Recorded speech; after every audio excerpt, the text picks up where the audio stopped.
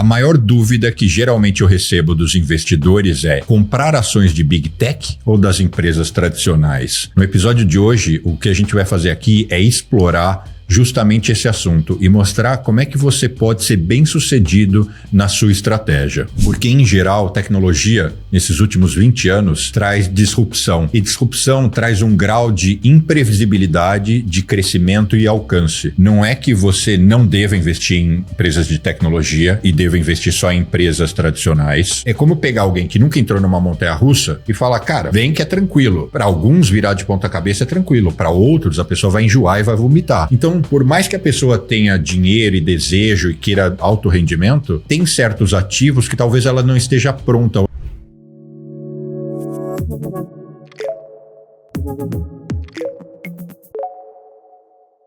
Está começando mais um Wall Street Cast, diretamente de Nova York. Tecnicamente, hoje não de Manhattan, mas eu já vou explicar isso para vocês. Sejam todos muito bem-vindos. Obrigado pelo carinho, pela audiência. Não deixem de seguir o canal e vamos direto ao que interessa.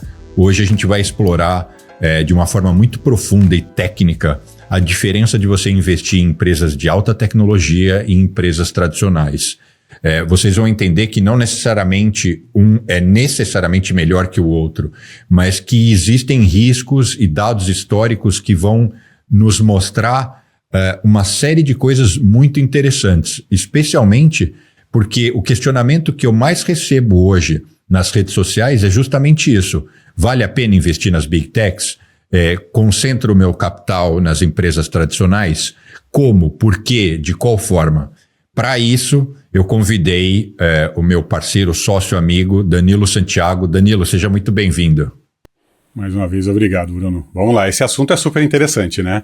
A gente sempre discute sobre isso, no que investir, em que tipo de empresa. Sempre uma conversa boa. É o que a gente faz, né? Todos os dias. Dado a importância desse episódio, do ponto de vista técnico, várias vezes eu deixo de apresentar o Danilo, mas hoje eu acho que é essencial. Para quem está assistindo, para vocês entenderem, a Corano Capital ela é composta por 8 sócios. Desses, na verdade, 9. Um no Brasil, o Daniel, que não está aqui hoje com a gente, o resto do time aqui nos Estados Unidos, sendo que só eu e o Danilo somos brasileiros. O resto são americanos, por isso que acaba que eu não tenho trazido eles para o nosso papo. E o Danilo, a história rápida dele, o Danilo fez engenharia pela USP, trabalhou na McKinsey por anos, veio fazer MBA em Colômbia nos anos 90, quando isso não era comum como é hoje em dia. Saiu de Colômbia, voltou para McKinsey, só que dessa vez em Nova York. E é uma história muito longa que eu estou só compactando. Ele desenvolveu uma tese de como avaliar empresas e essa tese deu certo. Ele criou um fundo, foi muito bem sucedido. Hoje ele atende, embora ele seja sócio, esteja dentro da nossa operação para que a gente possa usar as estratégias dele, ele em paralelo atende grandes investidores institucionais, fundos e etc., e a gente eu tenho o privilégio, e logicamente os nossos clientes, de também fazer uso das estratégias dele. Então, esse é o Danilo, ele é um cara que há 30 anos, ele não sabe nem... Tem uma brincadeira, Danilo, que o meu professor de academia, de bateria, quando eu era moleque, fazia, que era o seguinte... Ele falava, Bruno, esse cara aqui que é o melhor baterista do mundo, ele fica 12 horas estudando bateria. Se você perguntar para ele, americano, né? Se você perguntar para ele quem que é o presidente dos Estados Unidos, ele não vai saber, porque ele só estuda bateria. Só que eu pensei assim, porra, não dá pra fazer essa brincadeira com o Danilo, porque ele sabe quem é o presidente americano, porque tem a ver com o universo financeiro. Mas enfim. Mas o que não tiver, eu não sei. É isso aí mesmo. Eu sou piloto de Excel, né? Mas das análises das empresas, economias e indústrias que eu acompanho. Mas é isso mesmo, especialização. Super importante. Então, esse é o Danilo, 30 anos acompanhando pouco mais de 65 empresas americanas. E é dentro desse portfólio de 65 empresas que a estratégia dele roda e que é uma estratégia super vencedora, frequentemente bate os índices, etc. Mas esse não é o foco de hoje. O foco de hoje é dar esse subsídio para vocês entenderem sobre o que a gente vai falar. E o que a gente quer explorar as empresas de tecnologia, elas de fato se valorizaram muito. E por quê? Eu quero começar fazendo a seguinte provocação e explicação. O valor de uma empresa está essencialmente relacionado ao quanto ela pode gerar de caixa, de ganho, o quanto ela tem de lucro. Ok, aí a gente olha para as empresas tradicionais, Coca-Cola, 3M, Johnson & Johnson e tantas outras que vocês queiram imaginar e listar. Essas empresas, elas são estáveis, perenes, sólidas, lucrativas, mas ninguém espera que a Coca-Cola dobre de tamanho ou aumente a sua lucratividade em 30%, 40% ou 40%. Porque ela vai crescer, sem dúvida. Ela pode comprar Sucos Del Valle e a Pop Nova, ou isso ou aquilo, ou a empresa de chás? Pode. E isso vai gerar incremento de receita. Mas, de forma geral, é um crescimento orgânico e ou, em algum grau, previsível. Porque ela também não tem 50 trilhões de dólares em caixa para ela também revolucionar a capacidade dela de crescimento. E qual que é o oposto disso? São as empresas de tecnologia. Porque, em geral, tecnologia, nesses últimos 20 anos, traz disrupção. E disrupção traz um grau de imprevisibilidade, de crescimento e alcance. E é daí que se dá um valuation, uma expectativa, e que as ações refletem isso, logicamente, no seu valor, de passarem a custar cada vez mais e valerem bilhões, trilhões, que em última análise é a projeção de que elas vão dar muito dinheiro. Só que nem todas vão conseguir cumprir isso, fator 1. Fator 2, às vezes a expectativa geral foi superestimada e para contribuir, complicar isso ainda mais, existe uma ciência que em tese, ela é complexa, mas por outro lado óbvia, que são ciclos de mercado. Como tudo na vida, as coisas não são estáveis. Qualquer negócio, ou mesmo você em alguns aspectos, a saúde, nós como seres humanos, a gente nasce, bebê, vai se desenvolvendo, e a gente não chega uma hora que vai falar, agora eu não envelheço e eu não estou nem me desenvolvendo, nem decaindo, eu vou ficar aqui estável 20 anos. Não, nem o corpo humano é assim. Você vai, cresce e depois você ladeira abaixo, vai em decadência. Não estou dizendo que empresas necessariamente são assim, elas sobem e só caem, não é isso. Mas o que eu quero dizer é que elas oscilam e o mercado financeiro reflete isso. Então, Danilo, você discorda? O que você concorda disso que eu falei? Você fez um resumo excelente. Na verdade, isso que você falou do valor se refletir o fluxo de caixa, quando a empresa entra num estágio onde ela está um pouco mais madura e ela começa a ser mais previsível, isso eu consigo ver. As empresas realmente refletem esse caixa futuro mais ou menos aí descontado a 10%, tá? Uma regra bem básica. Ou seja, o mercado não é randômico. Não é que o preço da ação vai para qualquer lugar e não tem relação nenhuma com a empresa. Tem, o mercado ele não é preciso, mas ele é lógico no longo prazo, né? No curto prazo, ele passa por manias. E aí nos Estados Unidos sempre tiveram manias. Agora, né? Deixa eu te interromper e só perguntar uma coisa. Essencialmente, as suas empresas, as 65, 67 que você acompanha, elas são empresas sólidas e, em geral, todas elas já atingiram há muito tempo essa previsibilidade. Estou errado? Estou certo ou estou errado? Sim, correto. Por que eu faço isso? Porque eu já acho que prever o futuro financeiro de empresas que eu tenho 20, 30, 40 anos de dados históricos já é suficientemente difícil. Então, quando alguém fala assim, mas por que você não faz tecnologia? Se você programa, gosta de computadores, sempre gostou, porque eu não consigo prever. É muito difícil, é acima da minha capacidade de previsão. Então, e mesmo essas que parecem estáveis, você falou 3M, né? Poxa, a 3M começou a ser processada por causa do Forever Chemicals, né, aqueles produtos químicos que não desaparecem, e levou uma pancada enorme, multas bilionárias, né, de dezenas de bilhões de dólares, e alterou o valor dela, né? Então, mesmo quando você está olhando para uma empresa super estável, já é problemático. Né? Já é difícil porque vem bolada nas costas, tem às vezes mercado que cresce mais do que você achou que ia crescer, e coisas que realmente a competição vem e destrói a lucratividade naquele segmento. As empresas de tecnologia são iguais. A diferença é que o futuro delas é ainda muito mais incerto, né? Por exemplo, AI, quem vai ser o vencedor? Vão conseguir pagar todo esse capital? Então essas questões, elas são iguais, elas são idênticas. É o que você falou, é simples, né, o conceito.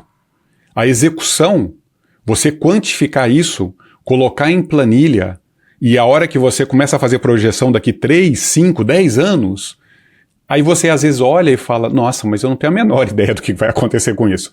Muitas vezes, aí eu faço isso muito menos, porque eu já tenho meu knowledge base, já entendo muito bem essas empresas, não tenho mais tempo para colocar mais nome. Mas já teve muito valuation que eu comecei a fazer e parei no meio. Porque eu falo, não dá. Você desistiu no sentido de não tem fundamento, premissa? Eu não consigo calibrar esse modelo, ele pode dar qualquer coisa. Super comum. Você não tem coisa que você analisa e fala, eu não tenho a menor ideia para onde isso vai? Sem dúvida. O tempo todo? Agora, deixa eu fazer aqui trazer um outro aspecto para as pessoas. Quando você compra uma ação, por um lado você está, de fato, comprando um pedacinho da empresa. Mas uma outra forma de interpretar isso é que você está emprestando o seu dinheiro. Porque, em última análise, ninguém compra ação porque quer morrer com aquela empresa. Você quer que aquele ativo se valorize ou te gere uma renda. E historicamente, essa expectativa é de que o seu dinheiro investido naquela ação, naquela empresa, comprado pedacinho ou emprestado, interprete como você achar melhor, ele deva, na média, historicamente, retornar 10% ao ano. É isso que a economia moderna e a prática de mercado provou nos últimos, não sei nem dizer se o Danilo quiser complementar, mas nas últimas inúmeras décadas. Então, só para as pessoas entenderem que isso é um referencial muito importante, porque, Danilo, às vezes eu escuto umas bizarrices que não é nem o foco do programa, mas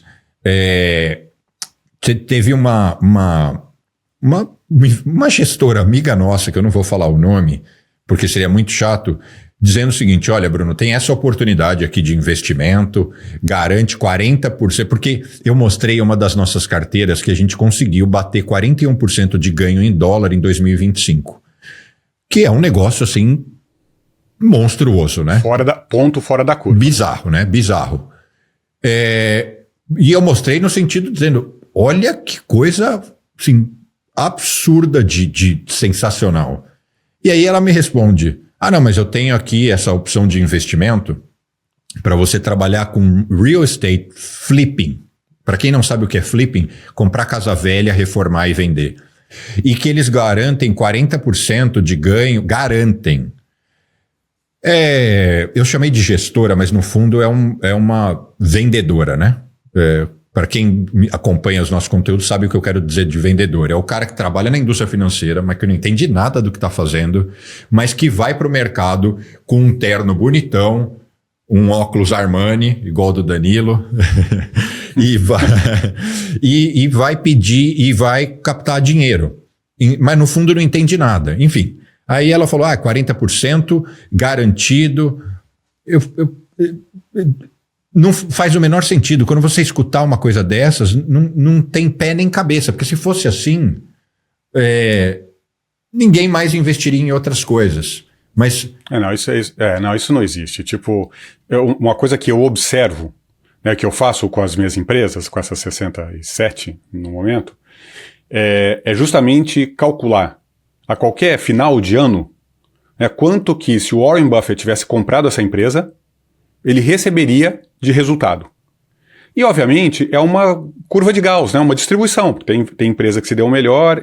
A média desse retorno nos últimos 20 anos é de 10,4%. E essas empresas são empresas vencedoras, geralmente no seu setor, às vezes segmentos que você nunca ouviu falar. Né?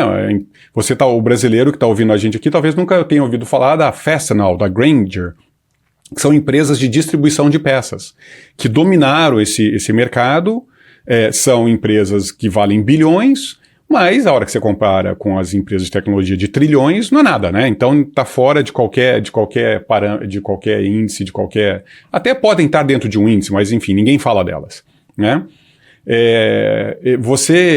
Essas empresas, essas são as que deram mais, porque elas capturaram muito mercado, etc. Você vai para uma Coca-Cola da vida, que já é um negócio saturado, com menos risco, porque é comida, sempre precisa, ou comida ou bebida, né? Esse tipo de indústria tem menos volatilidade. Elas deram perto de 8,5% ao ano. E não é ruim. Porque não tem. Dado ao risco que ela excelente. oferece. Dado ao risco que ela oferece, é muito bom. Porque é um risco muito baixo, né? Exato. Aí você, obviamente, fala, pô, mas espera aí, se eu tivesse comprado a ação da NVIDIA, eu teria ganho nos últimos 20 anos, sei lá, 50% ao ano, sei lá que número é esse. Não, mas isso aí é a exceção da exceção da exceção. É a empresa, que era uma empresa medíocre fazia GPUs, né, que usavam em computadores e usavam em videogames, uma empresa boa. E de repente foi pega como sendo o supplier da coisa mais importante para todos esses Large Language Models, que são as GPUs, que processam o tipo de coisa que você precisa para fazer esses modelos funcionarem. As GPUs funcionam melhor do que as CPUs. Individualmente, cada uma delas faz mais. Ora, isso é sorte. Toda empresa que se deu muito bem neste nível tem uma quantidade absurda de sorte envolvida. Você não vai, na média, conseguir achar essas empresas. E uma interrupção rápida. Se você está curtindo esse episódio, não deixe de dar o seu like. Eu agradeço. É muito difícil, porque o futuro delas é muito nebuloso. Imagina que você tem ali sua bola de cristal, mas ela está toda cheia de névoa, você não vê nada. Além da previsibilidade futura de agora para frente, né? Então, mesmo ela agora já ganhando o tanto que ganhou e sendo tão importante, continua nebuloso. É muito difícil. Agora, deixa eu ir traduzindo toda essa bagunça que a gente está gerando na cabeça das pessoas, tentar organizar essas peças. O que a gente está começando a dizer aqui não é que você não deva investir em empresas de tecnologia e deva investir só em empresas tradicionais. Não é que você uma coisa é melhor que a outra, mas o que o mercado mostra é que se você tem 100 mil reais, ou 1 milhão, ou 100 milhões, não importa, você de alguma forma tem que distribuir isso baseado no seu perfil de investidor, nos seus interesses, nos seus objetivos, na sua experiência, não experiência de conhecimento, mas experiência de ter vivido, porque é como pegar alguém que nunca entrou numa montanha-russa e falar, cara, vem que é tranquilo. Para alguns, virar de ponta cabeça é tranquilo. Para outros, a pessoa vai enjoar e vai vomitar. Então, por mais que a pessoa tenha dinheiro e desejo e queira alto rendimento, tem certos ativos que talvez ela não esteja pronta ou ela precisa ser muito bem avisada da experiência que ela vai vivenciar. Agora, se ela já foi em montanha-russa 100 vezes, ela já sabe onde ela está entrando.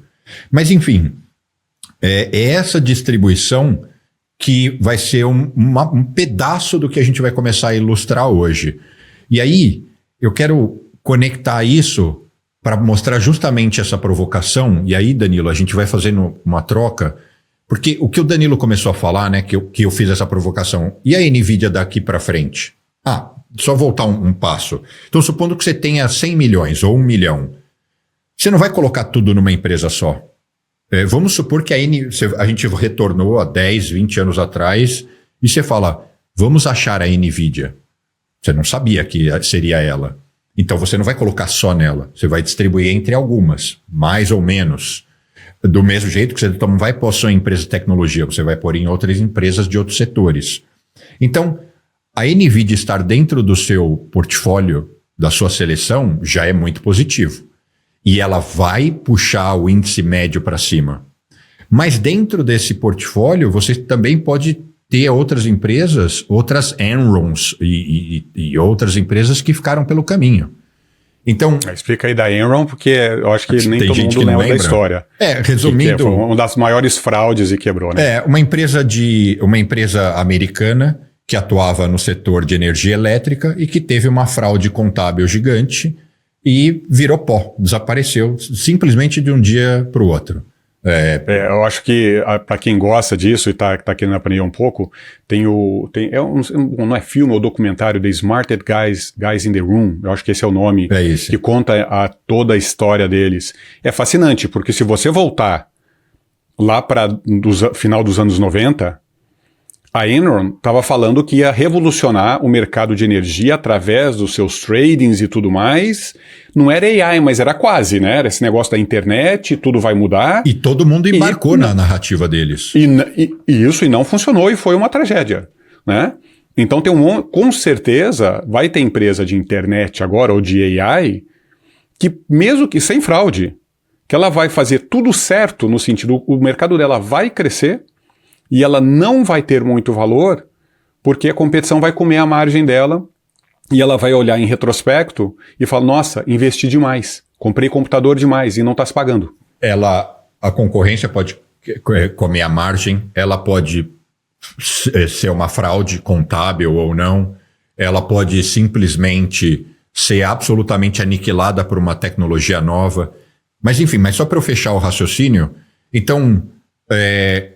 essa questão de você achar a NVIDIA do futuro, isso merece um outro episódio, que é só a gente, que seria a gente mostrar as nossas estratégias de carteiras assimétricas, tentando perseguir isso.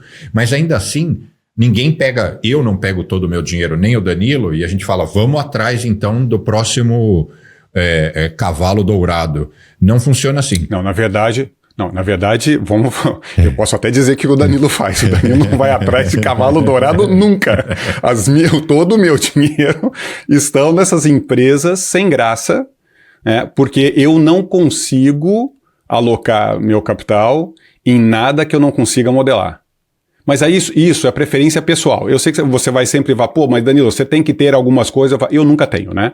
Porque isso também você tem que ajustar para a sua personalidade. Mas o meu principal ponto é porque eu só consigo fazer o que eu acho, no meu entendimento, que é investimento. O que é investimento para mim? Eu fiz o melhor que eu pude para modelar o futuro financeiro dessa empresa. Não tem escapatória de projetar o futuro. Às vezes tem gestor que vem, porque a gente não projeta, fala, então o que você faz? Na verdade, você pode até dizer que não está projetando o futuro, mas você está. Tudo é uma aposta no futuro, nesse sentido, mas eu prefiro fazer a aposta que eu acho que ela é menos aposta e mais conhecimento. Então, só que eu tenho limite do que eu consigo modelar. Então, a hora que você fala, vamos achar uma NVIDIA, eu nem quero, porque eu acho tão difícil. Ela fala, mas estatisticamente, os Estados Unidos, eu sei. Mas cadê o Warren Buffett do Japão? Cadê o Warren Buffett da Europa? Eles não existem, né? Porque foi uma coincidência, talvez não, mas uma grande parte de novas tecnologias surgiram dos Estados Unidos. E se você voltar lá para os anos 80, quando se forma a mega bolha do Japão, cara, tudo vinha do Japão. O Japão ia dominar o mundo e não dominou. Então, essas coisas, às vezes, elas são historicamente muito longas, mas de repente para. Agora, comprar Coca-Cola, comprar piso para fazer casa, wallboard para fazer parede aqui das casas de papel americanas, isso continua. Você entendeu, né, a diferença? Sim, sim. Tipo, e aí E aí eu emendo, porque eu até achei que era isso que você ia falar quando a gente começou a especular sobre a NVIDIA, que foi o caso da Cisco, né? Talvez seja o mais emblemático de uma empresa que no início da internet parecia que ia ser a toda poderosa, porque ela dominava os roteadores e sem roteador não tinha internet, e ela passou a valer cada vez mais. E, no entanto, não que ninguém tivesse... Eu nunca, inclusive, te perguntei o que você pensava na época, mas certamente muitas pessoas deviam se questionar e dizer, mas já várias pessoas vão inventar esses roteadores, ela vai ter um monte de concorrente e não vai ser mais ela sozinha. Nem que leve 3, 5, 10 anos, uma hora vão alcançá-la. Mas tenta falar isso para alguém agora sobre a NVIDIA. Você vai ser... pessoal, bota no comentário aí pro Bruno. Não é isso? As pessoas vão te falar que você não está entendendo sobre aquele mercado e são extremamente agressivas nos comentários. Mas isso só gente despreparada, não? Porque a NVIDIA é a mesma coisa. A única certeza que eu pessoalmente tenho é que ela não vai conseguir se manter como a única, a onipresente, a onipotente. Não, nem né?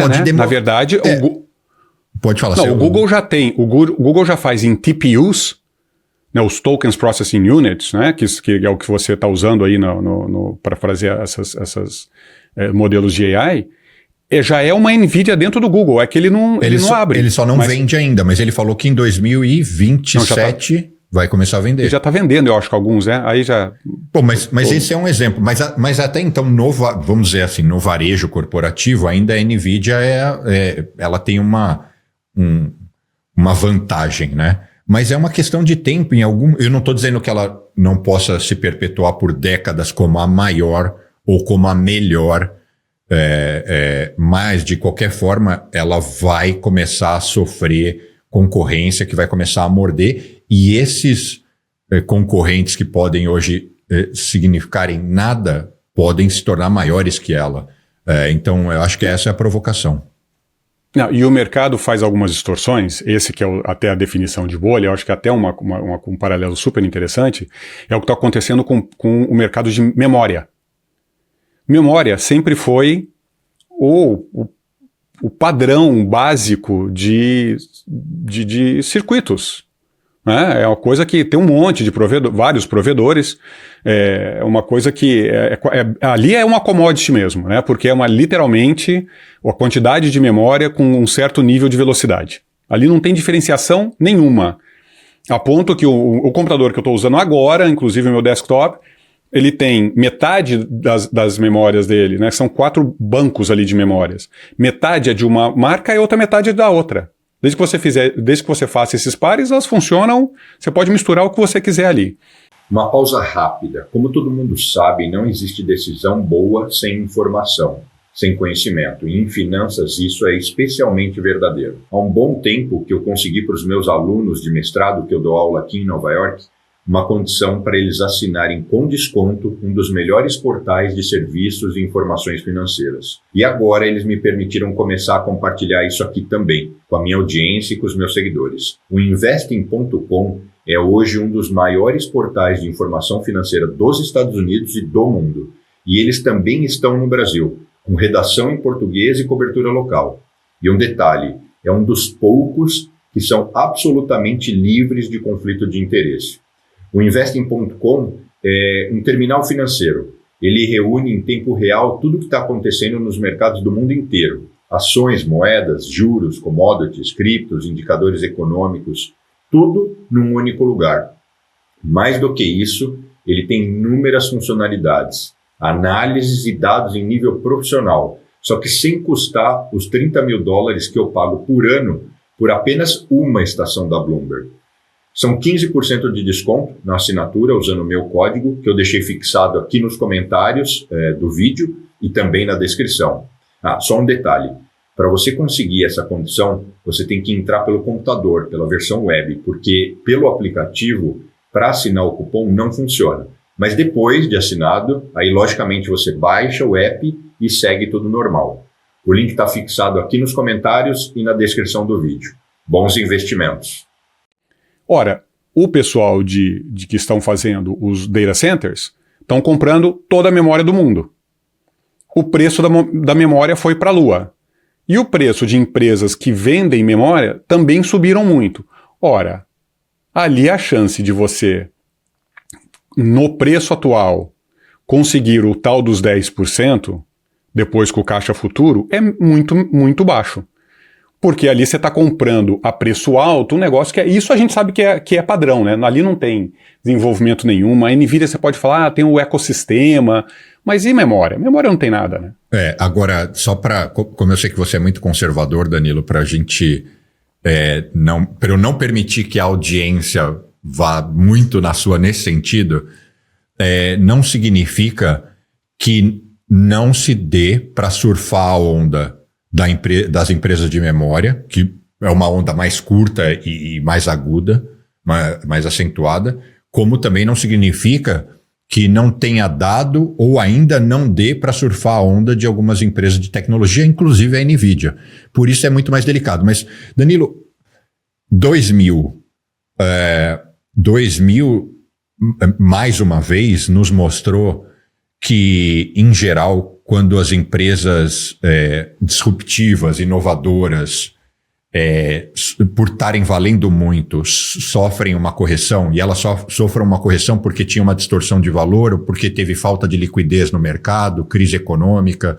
As motivações são várias, mas quando o mercado entra nesse processo, historicamente, as empresas mundanas, tradicionais, dão um baile, né? Elas se mostram muito mais sólidas.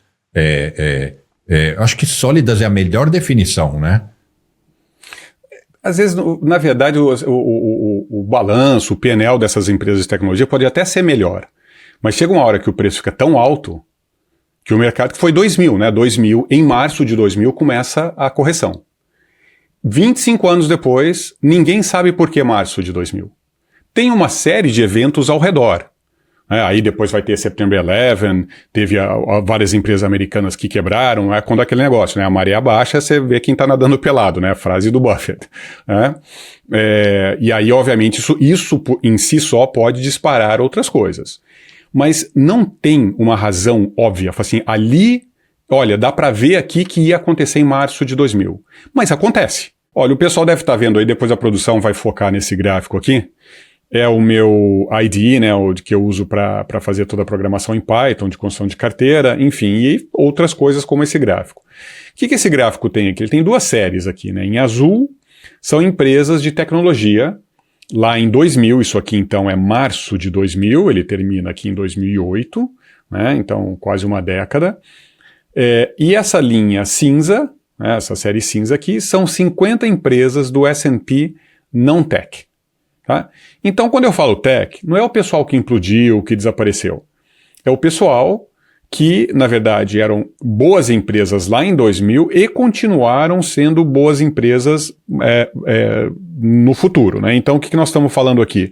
Está falando de Amazon, está falando de eBay, Microsoft, Cisco, Intel, Oracle, Apple, Qualcomm, Adobe e Priceline, que é a Booking Holdings, né, de hotéis e reservas.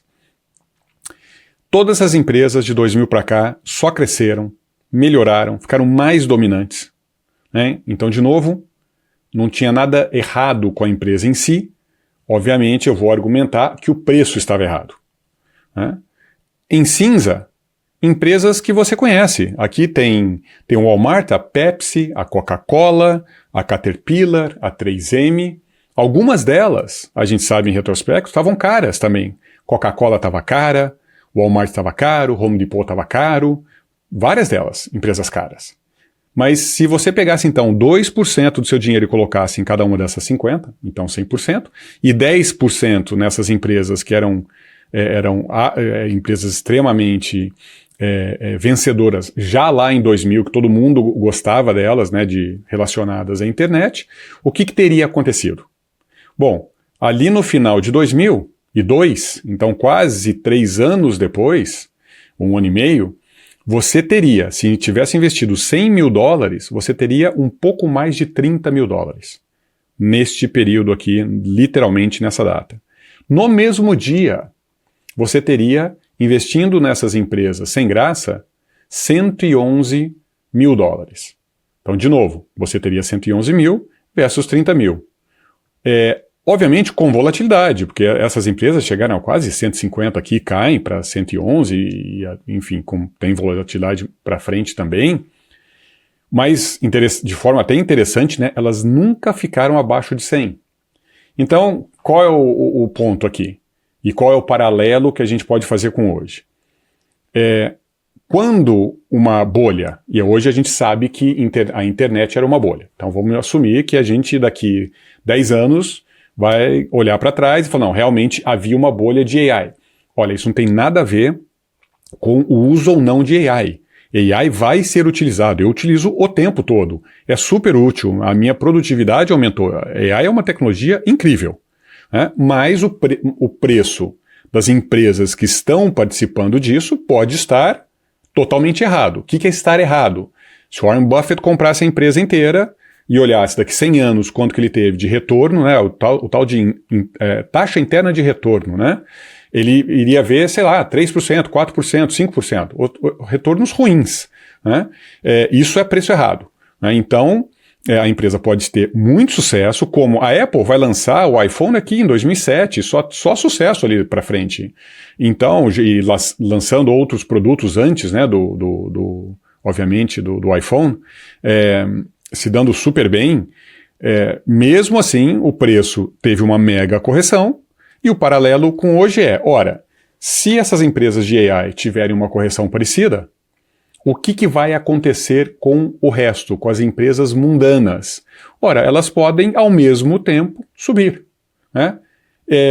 Em 2008, 2009, é outra história. Ali cai todo mundo, é outro tipo de crise. Mas nessa crise, né, do mercado, que o Nasdaq cai 87%, mais ou menos nessa época aqui.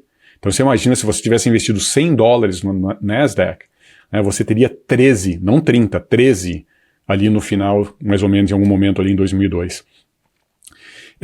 Então, você pode ter um repeteco desse tipo de situação, onde empresas mundanas elas passam a se recuperar, o mercado passa a voltar a dar atenção para aquilo, porque ele entende que aquele outro grupo estava errado, e essa correção acontece.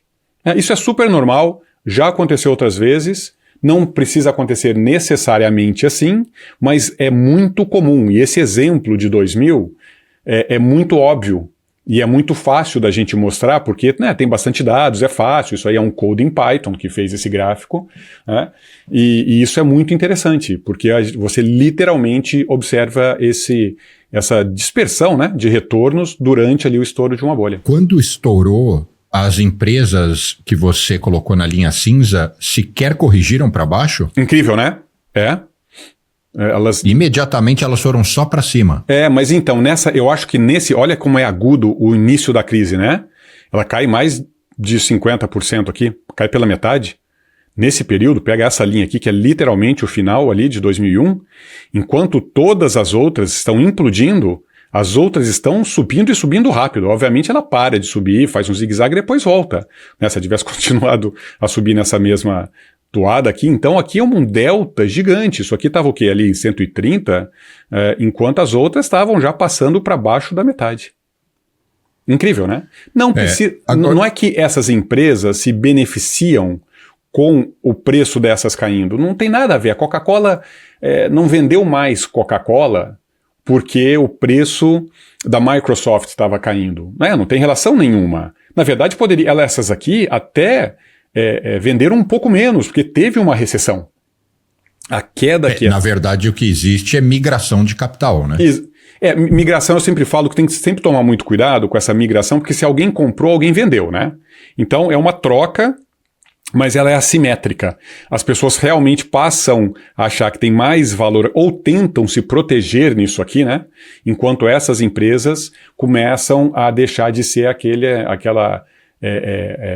eu diria uma aposta certeira que todo mundo, de novo, né? Que a gente estava falando, se você for falar hoje que a Nvidia vai ter competidor, um monte de gente vai reagir de forma, inclusive, agressiva contra a sua exposição, que está muito mais em linha com a história, né? Mas, obviamente, foi o que aconteceu com todas elas, né? Algumas, no caso da Enron, que você falou e quebrou, isso é outra coisa, isso é exceção. Mas teve um monte de empresa aqui, como uma dessas é a Cisco, que continua vendendo um monte de coisa, ela participa agora também da infraestrutura de AI, que simplesmente vendeu menos, ou pode até ter vendido mais, mas a margem foi diferente, ou pode até ter vendido até mais que o mercado e imaginava de uma certa maneira, mas a precificação mudou, porque o que estava implícito no retorno, no preço lá no pico do começo de 2000, fica obviamente, claro que não vai dar o retorno que a pessoa acha que ela vai ter. Então, essa rotatividade, se for colocar numa forma mais simples, acaba acontecendo, né? O interesse muda. Agora, você não tem outros exercícios aí, como, por exemplo, se eu tivesse 50 mil em cada um desses pacotes, até que momento que um faria um hedge para o outro? Você entendeu o que eu quero dizer, Isso, né? se dá para diversificar nisso. Não cheguei a fazer esse estudo, isso é a sua parte, né? De olhar e de fazer carteira. Não fiz, mas obviamente você vê aqui, né? É incrível, né? Você vê uma divergência e depois, obviamente, isso deixa de existir, né? Essa divergência passa a não existir mais e essas empresas passam a se recuperar e depois a gente sabe que para frente, várias delas se valorizam de forma acelerada, né? Cara, isso aqui foi uma tortura para todo mundo. E aqui em 2000... Meses, né? Meses. E lembra que aqui em 2001, aqui teve September 11. Cara, o sentimento do americano nessa época aqui estava horrível. Pô, mas como que isso aqui então não implodiu? Porque elas continuaram entregando vendas e margens, menos até do que o esperado provavelmente aqui em 2000, porque teve uma recessão, mas não foi nada parecido com 2008, 2009, não foi nada parecido com 2020, quando o mercado, o governo fecha né, toda a economia e joga um caminhão de dinheiro em cima, ou seja, dinâmicas diferentes. Né? Aqui não teve nada catastrófico para essas empresas, mas não foi um bom momento.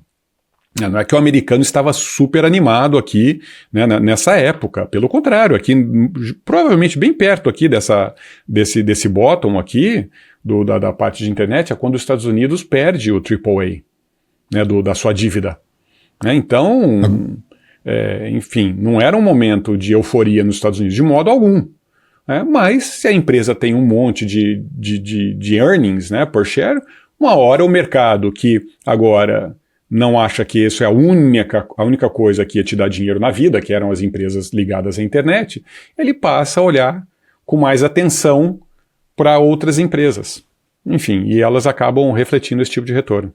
O motivo de a gente estar mostrando isso para vocês é simples, é porque existe uma grande chance, para não dizer que é algo certo, porque certeza a gente não tem, de que a gente possa repetir exatamente essa mesma dinâmica. E por um motivo simples, explicando aqui de uma forma muito superficial. As empresas de tecnologia nos últimos anos se valorizaram muito. E muitas empresas não tech, desde a pandemia, sofreram. Então, existe uma margem possível de correção para baixo das big techs e uma margem de correção para cima das empresas tradicionais. Quer explorar um pouco isso, Danilo? Isso, Bruno, isso aí eu observo, tá? Tem várias empresas que eu acompanho que fazem, de novo, coisas mundanas, que não estão num bom momento, né? Porque os Estados Unidos, se você tirar essa parte de AI, tem várias coisas que estão em crise. Então você olha a empresa de caminhão, ou não necessariamente empresa de caminhão, que ainda tem empresa de caminhão que está cara, mas o volume transportado por caminhões está muito baixo nos Estados Unidos, teve excesso durante a pandemia, né? No pós-pandemia, quando o governo faz um monte de estímulo, isso já passou. Então o volume transportado de toneladas por caminhões nos Estados Unidos está bem abaixo da linha de trendline. Construção de casa está muito baixo. E não só construção, não é de new home starts, ou seja, casa nova, né? A atividade por causa de existing home sales, ou seja, venda de casa usado, está super baixo, está per capita tão baixo quanto 2009, ou até mais baixo. Venda de colchões está pior, fechou agora 2025, pior do que 2009. É incrível, porque aí também a população cresceu, né? E você não teve uma crise como 2008, 2009, onde os bancos quebraram. Né? Então o negócio Mas aí qual é a sua explicação? Por que as pessoas estão comprando menos colchão? Porque elas compraram mais colchões do que elas deveriam na época da pandemia? Uma mistura de tudo. Teve um pouco de excesso de consumo, mas como os Estados Unidos teve muita inflação, preço de casa ficou mais alto do que deveria, as pessoas não estão conseguindo comprar casa. Ora, elas se mudam menos. Se você muda menos de casa, você troca menos colchão. Mas eu consigo calcular, em alguns casos, o quanto que você passou do trendline para cima e o quanto que você passou para baixo, tá? Imagina você tem uma linha, uma reta, que é o seu trendline, e você às vezes passa para cima dela e vem para baixo, e ao longo do tempo vai seguindo aquilo. Quando tem muito excesso de consumo, Se você olhar ali a área acima do trendline, é uma área enorme e depois tem a área de baixo que deveria compensar pelo excesso. A área para baixo, de toneladas de caminhões, de vendas de colchões, jamais do que compensou o excesso. Mais uma interrupção rápida. Eu tenho notado que a imensa maior parte das pessoas que assistem os episódios ainda não seguem o canal. Então, você é muito bem-vindo. Não esqueça de acionar o sininho e assim você vai ser avisado de todas as próximas postagens. Obrigado. Então, sim, houve uma compensação, mas também a gente está agora num período onde a economia real não está bem. Então, ao mesmo tempo que você pode ter um mega excesso de precificação em empresas de tecnologia por causa das razões que a gente discutiu, que o mercado fica super animado com isso. Ao mesmo tempo, você pode ter empresas e indústrias super mundanas que estão sofrendo, aí o preço sofrendo ainda mais. E como é que eu vejo isso? Eu vejo, né? Porque como eu tenho a precificação das minhas 65 empresas versus o que eu acho que é o fair value, a qualquer momento eu meço esse delta. Então as empresas que estão abaixo do fair value, às vezes, né, isso vai alterando ao longo do tempo. Tá? Às vezes tem várias para cima, várias para baixo, esse mix vai se alterando. Mas as que estão para baixo hoje, estão para baixo $41, assumindo um fair value de 100, normalizado para elas. Isso é igual lá, mais ou menos nessa época que eu mostrei de 2011, então, 2012, que o mercado estava baixo. Isso é muito para baixo. É muito para baixo. É a empresa vendendo por 60 que tinha que estar vendendo por 100. Essas empresas você está long. Essas eu estou long, não todas, né? Então as que eu estou long estão mais até um pouco para baixo disso. E obviamente, e aí ao mesmo tempo, olha que interessante, né? Como que você precisa então fazer um monte de conta. Que ao mesmo tempo, tem empresa que eu estou short, nas estratégias que tem long short, que elas ainda estão caras, porque elas tiveram lá a sua ajuda do governo, por exemplo, seja lá o que for durante a pandemia. Então pensa numa empresa como a Deere, que vende tratores. Tá super cara, porque se você for dentro dos conference calls da Deere, você vai ver-los falar de AI, de que são uma empresa de tecnologia, que é verdade, os tratores hoje são super tecnológicos, mas eles falam tanto disso que eles estão sendo arrastados juntos com as empresas de AI e tecnologia. Mas você não acha que a Deere em particular não é porque de fato eles estão fazendo um incremento de soluções de AI relacionados ao plantio e à colheita, etc.?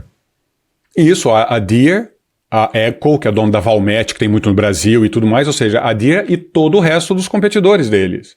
Não é diferente, né? Então pensa que uma empresa que faz um caminhão hoje, esse caminhão é 50 vezes melhor do que um caminhão feito há 50 anos. Não, então você tem margens de 80%. Não tem de 15%, porque o seu competidor também faz. Então, na verdade, não interessa o quão bom é o seu produto.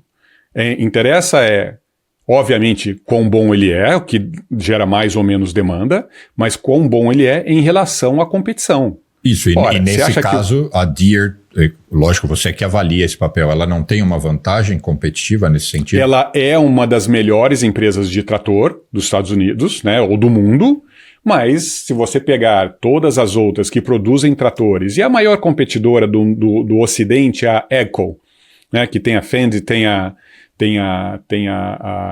Valmet, está tudo ali dentro, são tão boas quanto. Você olha os tratores deles, e você vai no Investors Day, né, e vê lá o que eles estão mostrando, ou assiste, né, hoje em dia tudo disponível, tudo muito bem produzido, né, e você olha, os tratores são todos muito bons, todos muito tecnológicos, e mesmo assim, se você pensa que a Deere ainda é super dependente de estímulos do governo americano. É incrível, né? Os Estados Unidos, um país super pró-mercado, etc. Dependente para manter as margens. A quantidade de dinheiro que o governo dá de incentivo para a indústria agrícola americana é enorme. Então, mas isso é dada a concorrência internacional, né? Em particular a Deere, porque ela... de anos, você que analisa esse setor, eu estou falando só do ponto de vista macroeconômico. os tratores e maquinários, em especial asiáticos, né, os chineses, eles passaram a fazer concorrência. Claro, eles só não entram aqui por barreiras alfandegárias e outras coisas. E, obviamente, para você vender seu trator, você precisa da sua rede de assistência e tudo mais. Né? Mas que poderia ser criada. Como a BYD no Brasil está expandindo. E como aqui nem se tem carro chinês na rua, né? Exatamente. Se o governo americano não colocar travas, o chinês entra e é um competidor. Então, essa ideia de que a Deere vai fazer tratores melhores do que os chineses, os carros elétricos chineses já são muito melhores do que os carros elétricos da Tesla. Então, no caso da Deere, você está short? Ou nem tá? Eu estou short. Isso. Estou short. E toda vez que eu olho para o preço deles, eu falo, não é possível que esse negócio não cai. E os earnings caíram. Tá? Olha que interessante, os earnings caíram porque, obviamente, teve excesso de estímulo do governo por causa da pandemia. E pensa de uma indústria que não foi afetada por vírus. Fazenda, né? Os caras lá sozinhos, trabalhando tudo sozinhos, com distância já enorme entre eles. Ou seja, a pandemia em si, para esse setor, se tiver um setor que foi pouco afetado, na prática, foram eles, né? Mas não interessa, o governo deu dezenas de bilhões de dólares para a indústria. O que o fazendeiro faz quando ele ganha mais dinheiro? Compra trator. Então eles compraram um monte de trator, agora estão comprando muito menos, as margens da Deere caiu e o preço deu uma variada, mas não caiu. Por que não cai?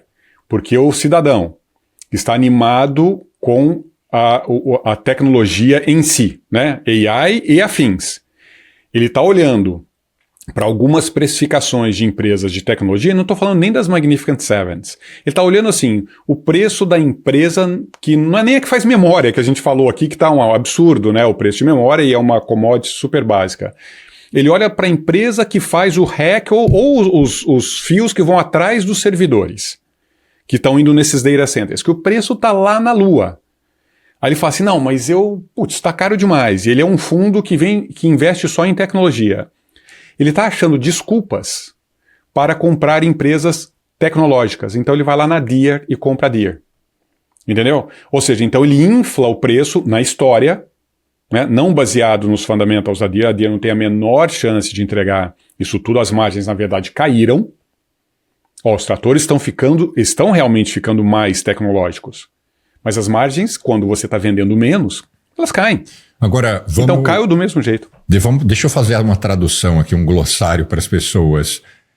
Fair value, a tradução é literal, né? É o valor justo. Quanto aquele papel de fato tem que custar. Quando a gente está falando que está long, em outras palavras, o Danilo colocou dinheiro naquela empresa esperando que vai ser um retorno de longo prazo, ou seja, ele quer carregar aquilo por mais tempo. E quando você está short, basicamente você está esperando, a qualquer momento o valor daquele papel pode cair, porque ele já está alto demais. Gostou da minha tradução, Danilo? Não, tá certo. E não necessariamente que eu faço short na empresa porque ela tem uma fraude, vai implodir. Não, é porque o preço está fora. O que é o preço está fora?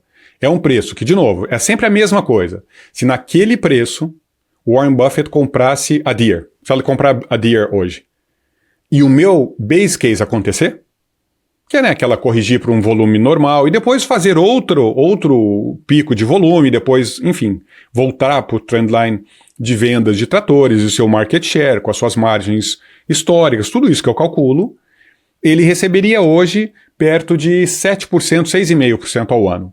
Não é uma tragédia.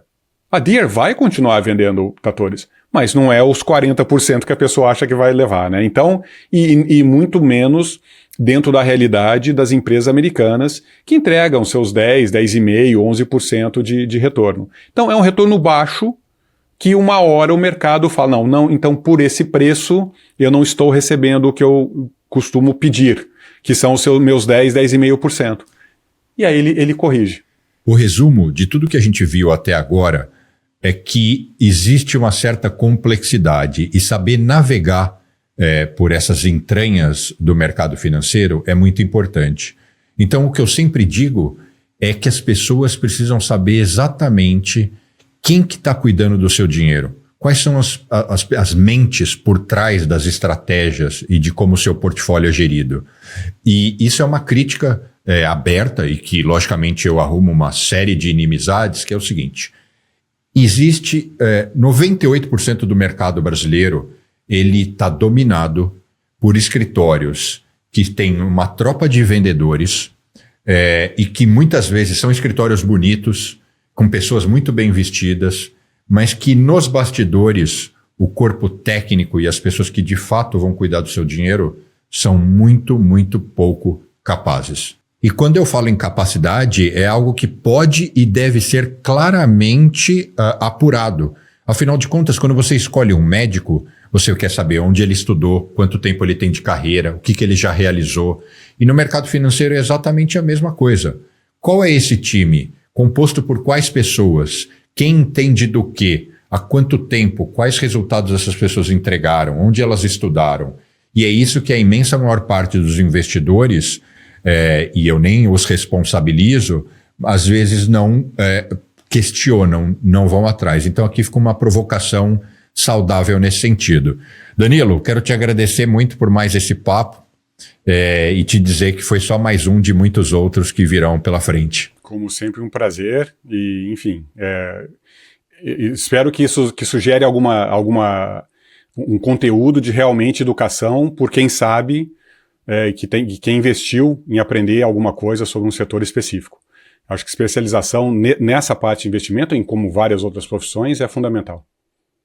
Eu também espero que você tenha gostado, tenha aproveitado. Não deixe de dar o seu like, seguir o canal, ativar o sininho para você sempre ser avisado das próximas publicações.